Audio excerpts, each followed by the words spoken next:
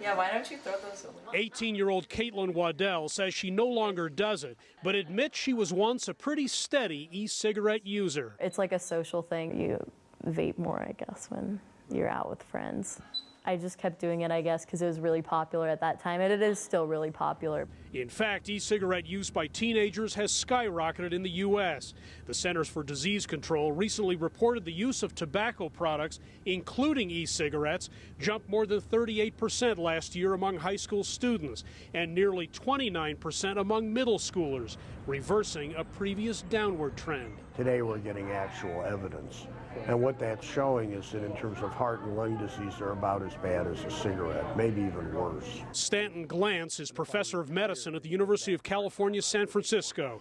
He says the ultrafine particles and nicotine flavorants delivered by e-cigarettes are bad for the human body, not good for a young person's developing brain, and don't help you quit cigarettes, as some people think. You know, this is really a product that no one had ever heard of 10 years ago. Allison Reedmore with the Colorado Department of Public Health and Environment says her state, where 1 in 4 high school students vape, is now working hard to discourage it. It sounds like you still have the incentive to quit. The Colorado Quit Line, for example, which helps smokers quit tobacco, is now available to kids as young as 12 years of age. Here and elsewhere in the U.S., more and more communities are applying strategies once used for cigarettes, implementing clean indoor air laws, requiring e-cigarette retailers to be licensed, and adding new taxes to vaping products. The most important thing is to get them out of the environment, to get rid of the flavors, and to empower the non-users to say, I don't want you using these things around me because you're polluting the air I'm breathing.